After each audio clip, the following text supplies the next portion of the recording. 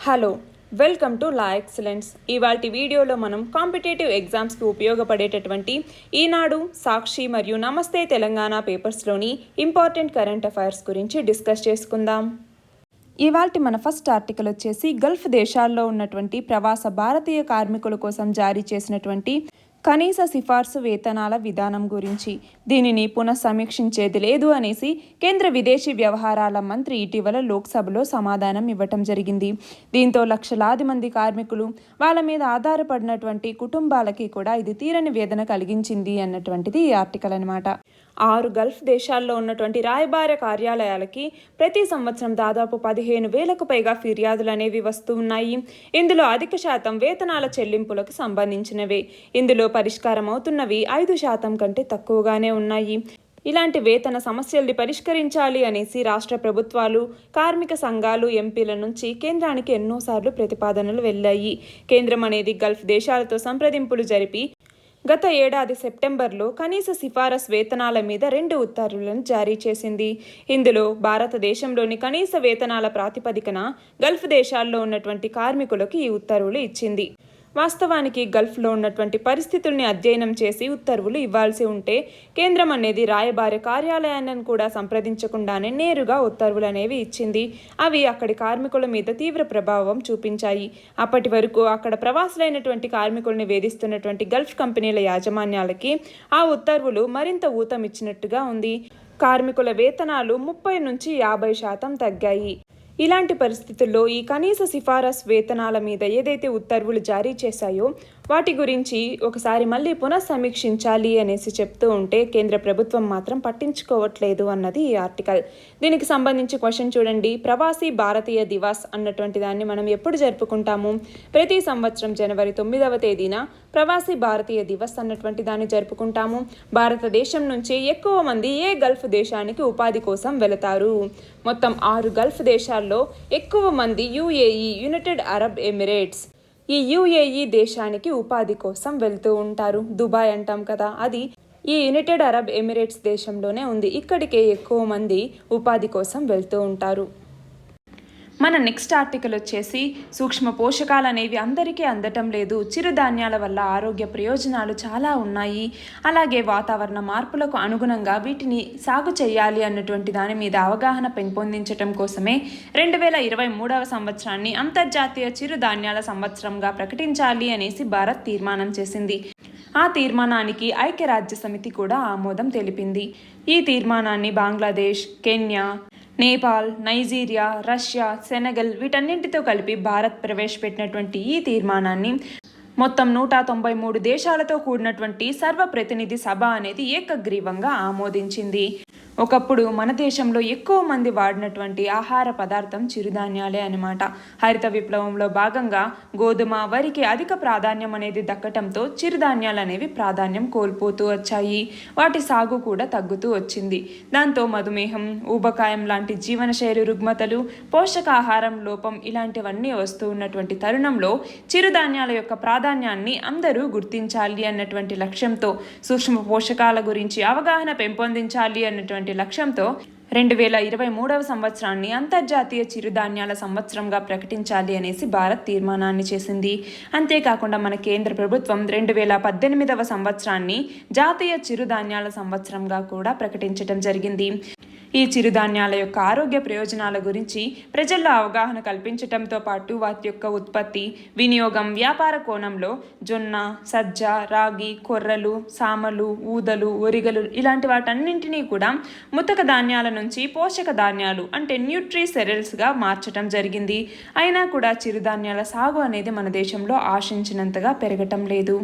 Directorate of economics and statistics ముందస్తు అంచనాల ప్రకారం 2020-21లో భారతదేశం మొత్తం ఆహార ధాన్యాల ఉత్పత్తి 303 మిలియన్ టన్నులు ఉండగా ఈ మొత్తంలో వరి, గోధుమ యొక్క ఉత్పత్తే దాదాపు 229 మిలియన్ టన్నులు, అంటే 75% వాటా వీటిదే అనమాట. ఇందులోనే న్యూట్రీ సెరల్స్ అంటే ఇందాక మనం చెప్పుకున్నాం కదా, ఊదలు, సజ్జ, రాగి, జొన్న, కొర్రలు వీటికి సంబంధించి మొత్తం 5.6% మాత్రమే చిరుధాన్యాల్ని ఉత్పత్తి చేస్తూ ఉన్నారు. అలాంటి సందర్భంలో ఆరోగ్యం మీద అవగాహన అనేది పెరగాలి, చిరుధాన్యాల ఉత్పత్తి అనేది పెరగాలి అన్నటువంటి లక్ష్యంతోనే 2023ని అంతర్జాతీయ చిరుధాన్యాల సంవత్సరంగా ప్రకటించడం జరిగింది. దీనికి సంబంధించి క్వశ్చన్ చూడండి. అంతర్జాతీయ చిరుధాన్యాల సంవత్సరంగా ఏ సంవత్సరాన్ని ఐక్యరాజ్య సమితి ప్రకటించింది? 2023. దీనికి సంబంధించినటువంటి తీర్మానాన్ని మన భారతదేశం ప్రవేశపెట్టింది. మన నెక్స్ట్ ఆర్టికల్ వచ్చేసి ఇటీవల బంగ్లాదేశ్ అనేది తన యొక్క స్వాతంత్ర స్వర్ణోత్సవాలను జరుపుకుంటోంది. అలాగే ఆ దేశ జాతిపిత అయినటువంటి బంగబంధు షేక్ ముజీబుర్ రెహమాన్ ఈయన యొక్క 100వ జయంతి ఉత్సవాల్ని కూడా జరుపుకుంటోందన్నమాట. ఈ సందర్భంగా మన ప్రధాని నరేంద్ర మోదీ బంగ్లాదేశ్కి 2 రోజుల పర్యటన నిమిత్తం వెళ్ళటం జరిగింది. దాని గురించినటువంటి ఆర్టికల్ ఇది. దీనికి సంబంధించి క్వశ్చన్ చూడండి. ఇటీవల 2020కి సంబంధించి గాంధీ శాంతి బహుమతిని ఎవరికి ప్రకటించారు? బంగబంధు షేక్ ముజీబుర్ రెహమాన్కి. మన నెక్స్ట్ ఆర్టికల్ వచ్చేసి కేంద్రం విడుదల చేసినటువంటి తాజా గణాంకాల ప్రకారం మన దేశంలో 15 సంవత్సరాలు నిండినటువంటి వాహనాలే దాదాపు 4 కోట్లు ఉన్నాయి. అందులో సగం 20 ఏళ్లు దాటినటువంటి వాహనాలు ఉన్నాయి అనేసి చెప్తూ ఉన్నారు. అయినా కూడా ఇవి ఇష్టం వచ్చినట్టుగా రహదారుల మీద తిరుగుతూ కాలుష్యాన్ని వెదజల్లుతూ ఉన్నాయి అనేసి చెప్తూ ఉన్నారు. రీసెంట్గా 2021-22 కేంద్ర బడ్జెట్లో మన ఆర్థిక శాఖ మంత్రి నిర్మలా సీతారామన్ చెప్తూ జాతీయ తుక్కు విధానం లేదా నేషనల్ స్క్రాప్ పాలసీ అన్నటువంటి దాన్ని తీసుకురాబోతున్నారు. 2022 ఏప్రిల్ 1వ తేదీ నుంచి ఇది అమల్లోకి వస్తుంది. ఇందులో భాగంగా 15 సంవత్సరాలు మరియు 20 సంవత్సరాలు నిండినటువంటి వాహనాలని తుక్కుగా మార్చేటటువంటి ఈ కార్యక్రమాన్ని తీసుకొచ్చారనమాట. దీని ద్వారా కాలుష్యాన్ని తగ్గించటం జరుగుతుంది. అలాగే గ్రీన్ ట్యాక్స్ అన్నటువంటి దాన్ని కూడా తీసుకొచ్చారు. దీని కింద ఏవైతే వాహనాలు కాలుష్యాన్ని వెదజల్లుతూ ఉంటాయో వాటి నుంచి గ్రీన్ ట్యాక్స్ అనేది కలెక్ట్ చేసుకోవటం జరుగుతుంది. దాన్ని పర్యావరణ కార్యక్రమాలకి వినియోగిస్తారు. దీనికి సంబంధించి చూడండి, ఇక్కడ 15 ఏళ్లు దాటినటువంటి వాహనాల్లో కర్ణాటక అనేది మొదటి స్థానంలో ఉంది. మొత్తం కర్ణాటకలో 70 లక్షల వాహనాలు 15 ఏళ్లు దాటినవి ఉన్నాయి. 2వ స్థానంలో యూపీ, 3వ స్థానంలో ఢిల్లీ, 4వ స్థానంలో కేరళ, 5వ స్థానంలో తమిళనాడు ఉన్నాయి. దీనికి సంబంధించి ఇక్కడ క్వశ్చన్ చూడండి. కేంద్రం విడుదల చేసినటువంటి గణాంకాల ప్రకారం మన దేశంలో 15 ఏళ్లు దాటినటువంటి వాహనాల సంఖ్య ఎంత? దాదాపు 4 కోట్లు. మన నెక్స్ట్ ఆర్టికల్ వచ్చేసి ఆంధ్రప్రదేశ్లో 3 నెలలకు గాను 70,983 కోట్ల రూపాయలని ఓట్ ఆన్ అకౌంట్ బడ్జెట్ కింద ఆమోదించటం జరిగింది. దీనికి రీసెంట్గా గవర్నర్ ఆమోదం ఇచ్చారు. ఈ ఇంటరిం బడ్జెట్లో సాంఘిక వెనుకబడినటువంటి తరగతులు, స్త్రీ శిశు సంక్షేమం, గిరిజన, మైనారిటీ, దివ్యాంగ సంక్షేమంలో అన్ని కేటాయింపులు కలిపి 10,000 కోట్లు దాటాయి. మొత్తం బడ్జెట్ ప్రతిపాదనలో 1/7వ వంతు సంక్షేమానికే కేటాయించటం జరిగింది. ఆ తర్వాత ఇది మొదటి ప్లేస్లో ఉంటే 2వ ప్లేస్లోకి వచ్చేసరికి వ్యవసాయానికి రెవెన్యూ వ్యయం కింద 7,171 కోట్లు, పెట్టుబడి వ్యయం కింద 167 కోట్లను కేటాయించటం జరిగింది. ఖరీఫ్కి ముందే రైతు భరోసా నిధులు చెల్లించాల్సి రావటంతో ఈ మొత్తాన్ని కేటాయించారు. దీని తర్వాత భారీ, మధ్య తరహా, చిన్న తరహా నీటిపారుదల రంగంలో ప్రాజెక్టుల కోసం సుమారు 2,000 కోట్ల రూపాయలని కేటాయించటం జరిగింది. ఈ రంగానికి మొత్తం మీద 2,653 కోట్ల రూపాయలని కేటాయించారు. అలాగే వైద్య ఆరోగ్య రంగానికి 3,567 కోట్ల రూపాయలని, విద్యా రంగానికి 7,972 కోట్ల రూపాయలని కేటాయించటం జరిగింది. దీనికి సంబంధించి క్వశ్చన్ చూడండి. ఆంధ్రప్రదేశ్లో 3 నెలలకు గాను ఓట్ ఆన్ అకౌంట్ బడ్జెట్ కింద ఎన్ని కోట్ల రూపాయలని కేటాయించారు? 70,983 కోట్ల రూపాయలని ఓట్ ఆన్ అకౌంట్ బడ్జెట్ కింద కేటాయించారు. నెక్స్ట్ వచ్చేసి ఈ బడ్జెట్లో మొత్తం ఏ శాఖలకి ఏ కేటాయింపులు, ఎంతెంత కేటాయింపులు జరిగాయి, వాటిలో రెవెన్యూ వ్యయం ఎంత, పెట్టుబడి వ్యయం ఎంత అనేసి ఇక్కడ ఇవ్వటం జరిగింది. ఇది ఒకసారి చూసుకోవాలి. దీనికి సంబంధించి క్వశ్చన్ ఎలా అడగచ్చు?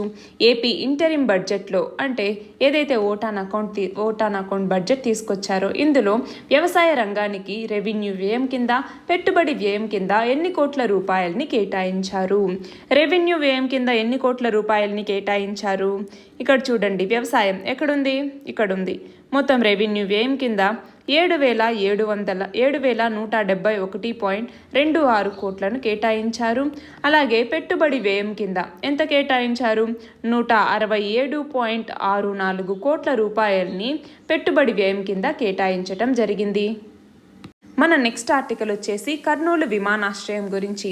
ఇటీవల కర్నూలు విమానాశ్రయాన్ని ప్రారంభించటం జరిగింది. దీనికి బెంగళూరు నుంచి 52 మంది ప్రయాణికులతో తొలి విమానం అనేది కర్నూలుకి చేరింది. దీనికి వాటర్ సెల్యూట్ చేశారు అన్నటువంటిది ఈ ఆర్టికల్ అన్నమాట. దీనికి సంబంధించి క్వశ్చన్ చూడండి. ఇటీవల ప్రారంభించినటువంటి కర్నూలు విమానాశ్రయానికి ఏ పేరుని పెట్టారు? ఉయ్యాలవాడ నరసింహారెడ్డి విమానాశ్రయం అన్నటువంటి పేరుని పెట్టడం జరిగింది. మన నెక్స్ట్ ఆర్టికల్ వచ్చేసి అమెజాన్ వెబ్ సర్వీసెస్ అన్నది ఆసియా ఫిన్టెక్ దేశాలతో పోలిస్తే భారత్లో డిజిటల్ నైపుణ్యం ఉన్నటువంటి ఉద్యోగుల సంఖ్య తక్కువగా ఉంది అనేసి తన అభిప్రాయాన్ని తెలియజేసింది. మన దేశంలో రానున్నటువంటి 5 ఏళ్లలో డిజిటల్ ఉద్యోగాలకి డిమాండ్ అనేది అధికంగా ఉంటుంది అనేసి అభిప్రాయపడింది.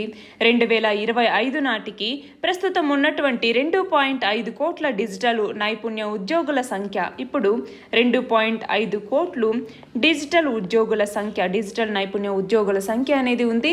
దీనిని రానున్న 5 సంవత్సరాల్లో 9 రెట్లు పెంచాలి అనేసి అభిప్రాయపడింది. కార్మిక బలగంలో ఉన్నటువంటి 69% మందికి డిజిటల్ నైపుణ్యాలు అనేవి పెంచాలి. దీనికోసం నైపుణ్య శిక్షణ కార్యక్రమాలు అనేవి నిర్వహించాలి అనేసి సూచించింది. భారతదేశంలో అత్యల్పంగా 12% మందికే నైపుణ్యం అనేది ఉంది. భవిష్యత్ టెక్నాలజీ మీద పనిచేస్తున్నటువంటి వాళ్ళ సంఖ్య చాలా తక్కువగా ఉంది. మన దేశంలో దాదాపు 3,500కి పైగా ఇంజనీరింగ్ కళాశాలల నుంచి లక్షలాది మంది ఇంజనీరింగ్ పట్టాలతో బయటికి వస్తున్నా కూడా వీళ్ళలో 90% మందికి సాఫ్ట్వేర్ ప్రోగ్రామ్స్ మీద పనిచేసేంత నైపుణ్యాలు అనేవి ఉండటం లేవు అనేసి అమెజాన్ వెబ్ సర్వీసెస్ సర్వేలో వెల్లడైంది. విద్యా సంస్థలు పరిశ్రమలకి మధ్య సంబంధాలు సరైనటువంటి అవగాహన కూడా లేవు ఇక్కడ అనేసి చెప్పడం జరిగింది. భవిష్యత్ టెక్నాలజీకి అనుగుణంగా మారుతూ దేశంలో ఉన్నటువంటి 76% మంది డిజిటల్ నిపుణులు 2025 నాటికి క్లౌడ్ కంప్యూటింగ్లో మెలకువలు అనేవి సాధించాల్సి ఉంటుంది అనేసి చెప్పారు. దీనికి సంబంధించి ఏ రంగాల్లో ముందుకెళ్ళాలి అనేసి ఇక్కడ చెప్పడం జరిగింది. Software operations, information data literacy, digital content తయారీ, cloud computing, digital communications, digital సమస్యల పరిష్కారం, డిజిటల్ భద్రతా విలువలు, డిజిటల్ ప్రాజెక్ట్ నిర్వహణ, ఈ అన్ని రంగాల్లో ముందుకెళ్లాల్సినటువంటి అవసరం అనేది ఉంది. డిజిటల్ కార్మికులకి మరిన్ని నైపుణ్యాలు పెంచుకునేందుకు అవకాశం అనేది ఇవ్వాలి. నాన్ టెక్నికల్ రంగంలో డిజిటల్ ఉద్యోగ అవకాశాలు అనేవి కల్పించాలి అనేసి చెప్పడం జరిగింది. దీనికి సంబంధించి క్వశ్చన్ చూడండి. ఆసియా ఫిన్టెక్ దేశాలతో పోలిస్తే భారత్లో డిజిటల్ నైపుణ్యం ఉన్నటువంటి ఉద్యోగుల సంఖ్య తక్కువగా ఉందని అమెజాన్ వెబ్ సర్వీసెస్ తన యొక్క అభిప్రాయాన్ని చెప్పినటువంటి నేపథ్యంలో మన దేశంలో డిజిటల్ నైపుణ్యం ఉన్నటువంటి ఉద్యోగుల శాతం ఎంత? కేవలం 12%. మన నెక్స్ట్ ఆర్టికల్ వచ్చేసి తెలంగాణ రాష్ట్రంలో వివిధ యూనివర్సిటీల పరిధిలో సీట్ల భర్తీకి ఉమ్మడి ప్రవేశ పరీక్షలను నిర్వహిస్తూ ఉన్నారు. డిగ్రీ సీట్ల భర్తీ ప్రక్రియని దోస్త్ డిగ్రీ ఆన్లైన్ సర్వీసెస్ తెలంగాణ అన్నటువంటి దాని ద్వారా చేపడుతూ ఉన్నారు. వృత్తి విద్యా కోర్సులకు కూడా అన్ని యూనివర్సిటీలకి కలిపి ఒకే కౌన్సిలింగ్ని నిర్వహిస్తూ ఉన్నారు. ఇదే కోవలో కళాశాలలకు అవసరమైనటువంటి అనుమతులు, సీట్ల పెంపు, కొత్త కోర్సులు లాంటి సేవలన్నింటినీ కూడా ఆన్లైన్లో సింగిల్ విండో విధానంలో అందేలాగా విద్యాశాఖ అన్నది అఫిలియేషన్ పోర్టల్ ఫర్ యూనివర్సిటీస్ అన్నటువంటి దాన్ని రూపొందించడం జరిగింది. దీన్ని త్వరలోనే అందుబాటులోకి తీసుకురాబోతోంది. దీని కింద కొత్త కోర్సులకి దరఖాస్తులు, కోర్సుల యొక్క మూసివేత, సీట్ల సంఖ్యను తగ్గించుకోవటం, పెంచుకోవటం ఇలాంటి వాటన్నింటికి అనుమతులు ఇస్తారు. కోర్సుల అనుమతిని నవీకరిస్తారు. అలాగే మాధ్యమం అంటే ఇంగ్లీష్ కానీ తెలుగు కానీ ఇలా మాధ్యమాన్ని మార్చుకోవటం, కళాశాల యాజమాన్యంలో మార్పు, ప్రిన్సిపల్ కరెస్పాండెంట్ మారితే అనుమతులు ఇవ్వటం, కళాశాలల పేర్లను మార్చటం, మండల జిల్లా పరిమితిలో కళాశాలల తరలింపు, మహిళా లేదా కో ఎడ్యుకేషన్ కళాశాలగా మార్చేందుకు అనుమతులు, వీటన్నింటినీ కూడా ఈ అఫిలియేషన్ పోర్టల్ ఫర్ యూనివర్సిటీస్ అన్నటువంటి పోర్టల్లోనే అందించడం జరుగుతుంది. దానికి సంబంధించినటువంటి ఆర్టికల్ ఇది. ఇక్కడ క్వశ్చన్ చూడండి. తెలంగాణలో డిగ్రీ సీట్ల భర్తీ కోసం తీసుకొచ్చినటువంటి పోర్టల్ ఏమిటి? ఏ పోర్టల్? దోస్త్ డిగ్రీ ఆన్లైన్ సర్వీసెస్ తెలంగాణ అన్నటువంటి పోర్టల్ని తీసుకొచ్చారు. మన నెక్స్ట్ ఆర్టికల్ వచ్చేసి ఆంధ్రప్రదేశ్ రాష్ట్ర పారిశ్రామిక ఉపాధి కల్పనలో సూక్ష్మ, చిన్న, మధ్యస్థాయి కంపెనీలే అగ్రస్థానంలో ఉన్నాయి. ఎంఎస్ఎంఈ రంగంలో తక్కువ పెట్టుబడితో అత్యధిక మందికి ఉపాధి అనేది కల్పిస్తోంది అనేసి చెప్తూ ఉన్నారు. మొత్తం రాష్ట్ర వ్యాప్తంగా అన్ని పరిశ్రమల్లో కలుపుకొని మొత్తం 13.95 లక్షల మంది ఉద్యోగులు ఉంటే అందులో ఒక్క ఎంఎస్ఎంఈ రంగంలోనే దాదాపు 9.68 లక్షల మంది ఉన్నారు. కోటి రూపాయల పెట్టుబడితో ఎంఎస్ఎంఈ రంగంలో 28 మందికి ఉపాధి లభిస్తూ ఉంటే, భారీ ప్రాజెక్టుల్లో అయితే ఒకరికి, పెద్ద పరిశ్రమల్లో అయితే 4గురికి ఉపాధి లభిస్తోంది అనేసి సమగ్ర పారిశ్రామిక సర్వే యొక్క ప్రాథమిక నివేదికలో వెల్లడైంది. ఆంధ్రప్రదేశ్ రాష్ట్ర ప్రభుత్వం అన్నది రాష్ట్రంలో ఉన్నటువంటి పరిశ్రమలు, వాటికి కావలసినటువంటి మానవ వనరులు, ఇతర అవసరాలని తెలుసుకొని వాటిని తీర్చటం కోసమే సమగ్ర పారిశ్రామిక సర్వే అనేది నిర్వహిస్తోంది. ఇందులో ఈ విషయాలు వెల్లడయ్యాయి. దీనికి సంబంధించి ఇక్కడ చూడండి, మొత్తం పారిశ్రామిక స్వరూపం అనేది ఇక్కడ ఇవ్వటం జరిగింది. మొత్తం మెగా ఇండస్ట్రీస్ యూనిట్ల సంఖ్య మన రాష్ట్రంలో 98గా ఉంటే, భారీ పరిశ్రమలు 806, ఎంఎస్ఎంఈలు 97,423 ఉన్నాయి. అలా మొత్తం ఆంధ్రప్రదేశ్లో 98,327 పారిశ్రామిక యూనిట్లు అనేవి ఉన్నాయి. వీటిలో మొత్తం 13.95 లక్షల మంది ఉద్యోగులు పనిచేస్తూ ఉన్నారు. దీనికి సంబంధించి క్వశ్చన్ ఎలా అడగచ్చు, ఆంధ్రప్రదేశ్లో మొత్తం పారిశ్రామిక యూనిట్ల సంఖ్య ఎంత? 98,327, అప్రాక్సిమేట్గా 98,000ని 98,500 అనేసి చెప్పచ్చు. మన నెక్స్ట్ ఆర్టికల్ వచ్చేసి ఎవర్ గివెన్ నౌక గురించి. సూయజ్ కాలువలో ఇటీవల ఈ భారీ నౌక అనేది చిక్కుకుంది. ఇది జపాన్లో ఉన్నటువంటి షోయి కిసన్ కైజా అనేటటువంటి సంస్థకు చెందినటువంటి సరుకు రవాణా నౌక అన్నమాట. ప్రపంచంలోని పొడవైనటువంటి సరుకు రవాణా నౌకల్లో ఇది కూడా ఒకటి. ఇది సూయజ్ కాలువ దక్షిణ ముఖం అంటే ఎర్ర సముద్రం నుంచి దాదాపు 6 కిలోమీటర్ల దూరం ప్రయాణించిన తర్వాత ఇసుక తుఫాను, తీవ్ర గాలుల దాటికి నియంత్రణ కోల్పోయి ఈ కాలువకు అడ్డంగా తిరిగింది. దాంతో ఇటు అటు వెళ్ళేటటువంటి నౌకలకి రవాణాకి అంతరాయం అనేది ఏర్పడింది. ఈ సూయజ్ కాలువలో ఇది అడ్డంగా చిక్కుకుపోయి దాదాపు వారం కావస్తూ ఉంది. దీనివల్ల దాదాపు 200కు పైగా నౌకలు నిలిచిపోయాయి. ఈ ఘటనతో గత 7 రోజుల్లోనే 4.86 లక్షల కోట్ల నష్టం అనేది వచ్చింది. వాహనాల విడి భాగాల సరఫరాలో ఆలస్యం వల్ల, జర్మనీలోని కార్ల తయారీ పరిశ్రమలు, గ్యాస్ సరఫరాలో అంతరాయం వల్ల స్పెయిన్, ఇటలీ, ఫ్రాన్స్ మీద ఈ ప్రభావం అనేది పడబోతోంది. అమెరికా మీద కూడా ఈ ప్రభావం అనేది పడబోతోంది. పెట్రోలియం, ఉక్కు, ఎలక్ట్రానిక్స్ రవాణా మీద కూడా ప్రభావం పడటం వల్ల వాటి ధరలు అనేది పెరగొచ్చు. కానీ మన భారతదేశానికి దీనివల్ల పెద్దగా నష్టమేం లేదు, నష్టం అనేది అంతంత మాత్రంగానే ఉంది అనేసి చెప్తూ ఉన్నారు. ఈ సూయజ్ కాలువకి సంబంధించి మొత్తం 193 కిలోమీటర్ల పొడవుతో 1859 మరియు 69 మధ్య ఈ సూయజ్ కాలువ పేరు మీద ఇక్కడ ఒక మార్గాన్ని ఏర్పాటు చేయటం జరిగింది. ఇది అటు మెడిటరేనియన్ సీ మధ్యధరా సముద్రం, ఇటు ఎర్ర సముద్రం రెడ్ సీ, ఈ రెండింటిని కలుపుతూ మధ్యలో ఈ సూయజ్ కాలువ అనేది ఉంది. ఇప్పుడు ఇక్కడ రవాణా గనక నిలిచిపోతే దీనికి ప్రత్యామ్నాయం ఏంటి? మొత్తం ఆఫ్రికా చుట్టూ నౌకలు తిరిగి వెళ్లాల్సినటువంటి పరిస్థితి అనమాట. అయితే అది అంత లాభదాయకం కాదు. కాబట్టి దాదాపు 200కు పైగా ఇక్కడ రవాణా నౌకలు నిలిచిపోయినా కూడా వాళ్ళు ఆఫ్రికా చుట్టూ తిరిగి వెళ్ళటం లేదు. ఎందుకంటే ఆఫ్రికా తీరంలో ఉన్నటువంటి సోమాలియాలో సముద్ర దొంగలు ఉన్నారు. కాబట్టి అది వాళ్ళ ఆస్తికి కూడా నష్టం. కాబట్టి వాళ్ళు ఇక్కడే వేచి ఉన్నారు. దానివల్ల ఇన్ని లక్షల కోట్ల నష్టం అనేది వచ్చింది. దీనికి సంబంధించి క్వశ్చన్ చూడండి, అంతర్జాతీయ వాణిజ్యంలో ఎంత శాతం సూయజ్ కెనాల్ ద్వారానే జరుగుతుంది? అంతర్జాతీయ వాణిజ్యంలో దాదాపు 15% ఈ సూయజ్ కాలువ ద్వారానే జరుగుతుంది. అంతేకాకుండా 30% వాణిజ్య నౌకలు ఈ కాలువ మీదుగానే ప్రయాణిస్తాయి. మన నెక్స్ట్ ఆర్టికల్ వచ్చేసి GISAT లేదా జియో ఇమేజింగ్ శాటిలైట్ 1 అన్నటువంటి దాని గురించి.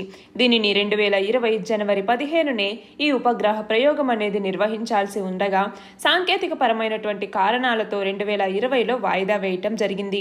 సాంకేతిక లోపాలని సరిచేసే క్రమంలో తర్వాత ఇంకో 2 సార్లు వాయిదా వేయటంతో ఆ తర్వాత కరోనా లాక్డౌన్ కారణంగా మళ్ళీ వాయిదా అనేది పడింది. ఇప్పుడు ఈ శాటిలైట్ ప్రయోగాన్ని ఈ నెల అంటే మార్చి 28వ తేదీన నిర్వహించాల్సి ఉండగా మళ్ళీ ఏప్రిల్ 18వ తేదీన నిర్వహిస్తాము అనేసి బెంగళూరులో ఉన్నటువంటి అంతరిక్ష కేంద్రం అనేది ప్రకటించడం జరిగింది.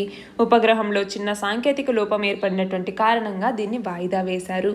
దీనిని GSLV F10 అనేటటువంటి GSLV Mark II రాకెట్ ద్వారా మొత్తం 2100 కిలోల బరువు కలిగినటువంటి ఈ రిమోట్ సెన్సింగ్ శాటిలైట్ అయినటువంటి GISAT-1ని భూమికి 36,000 కిలోమీటర్ల ఎత్తులు అంటే దాన్ని జియో స్టేషనరీ ఆర్బిట్ అంటాము. ఈ జియో స్టేషనరీ ఆర్బిట్లో ప్లేస్ చేయటం జరుగుతుంది. ఇప్పటి వరకు అన్ని రిమోట్ సెన్సింగ్ శాటిలైట్స్ని కూడా భూమికి 506 నుంచి 830 కిలోమీటర్ల ఎత్తులో, అంటే అప్రాక్సిమేట్గా 600 కిలోమీటర్స్ అనుకోవచ్చు అనమాట. ఈ ఆర్బిట్స్లో ఉన్నటువంటి ప్లేస్లోనే ఇప్పటి వరకు అన్నింటినీ పంపించడం జరిగింది. అయితే మొట్టమొదటిసారిగా జియోసాట్ని జియో సింక్రోనస్ ఆర్బిట్లో కాకుండా జియో స్టేషనరీ ఆర్బిట్లోకి ఇప్పుడు ప్రవేశపెట్టబోతున్నారు. అంటే ఒక ఫిక్స్డ్ స్పాట్లో ఈ జియో ఇమేజింగ్ శాటిలైట్ అనేది ఉంటుంది. మన ఇండియన్ కాంటినెంట్ని ఇది ఎప్పుడు కవర్ చేస్తూ ఉంటుందన్నమాట. ఇందులో హై రిజల్యూషన్ కెమెరాస్ అనేవి ఉంటాయి.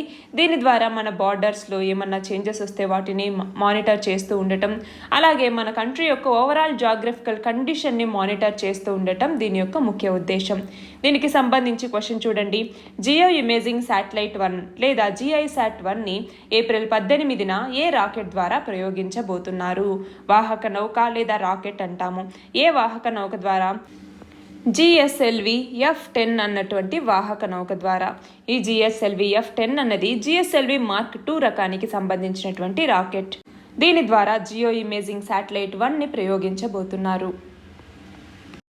మన నెక్స్ట్ ఆర్టికల్ వచ్చేసి ఇటీవల 75వ మన్ కీ బాత్లో మన ప్రధాని నరేంద్ర మోదీ మాట్లాడుతూ ఇటీవల 75వ స్వాతంత్ర దినోత్సవ వేడుకల్ని ప్రారంభించడం జరిగింది.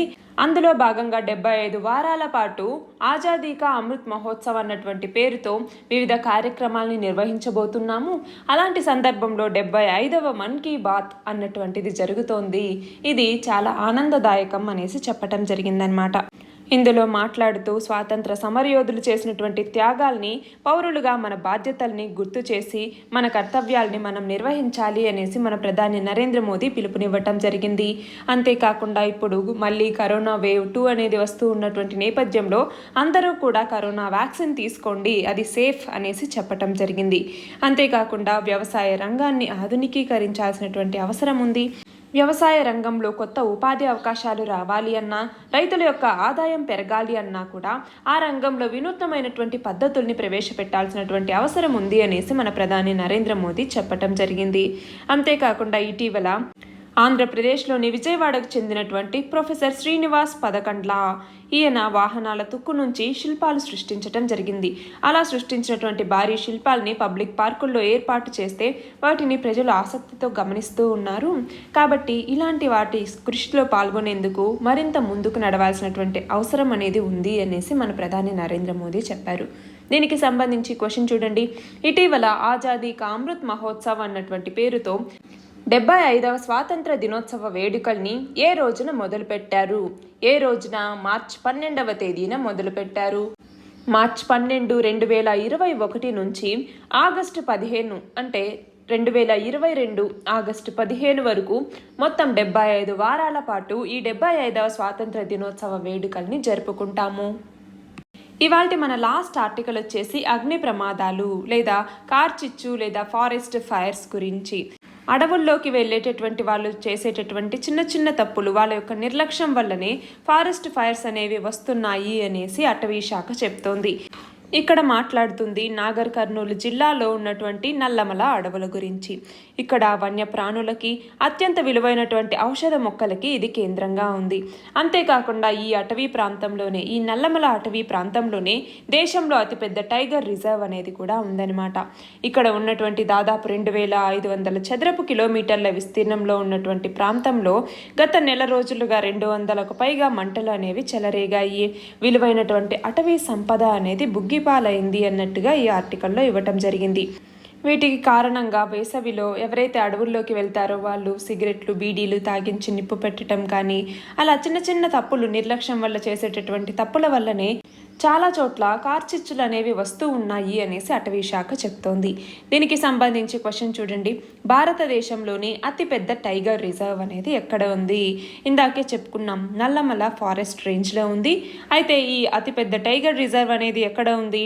నాగర్ కర్నూల్ జిల్లాలోని ఆమ్రాబాద్ పెద్ద పులుల అభయారణ్యం. ఇది భారతదేశంలోని అతిపెద్ద టైగర్ రిజర్వ్ అన్నమాట. ఈ టైగర్ రిజర్వ్ మొత్తం 2.55 లక్షల హెక్టార్లలో ఇది విస్తరించి ఉంది. ఈ ప్రాంతం దాదాపు 20 పెద్ద పులులకు స్థావరంగా నిలిచింది. అంతేకాకుండా కొన్ని క్రూర మృగాలు, సాధు జంతువులు, అరుదైనటువంటి వన్య ప్రాణులు, అలాగే విలువైనటువంటి ఔషధ మొక్కలకి కూడా ఇది స్థావరంగా ఉంది. నిన్నటి క్వశ్చన్ వచ్చేసి అంతర్జాతీయ మేధో సంపత్తి సూచి 2021 గురించి.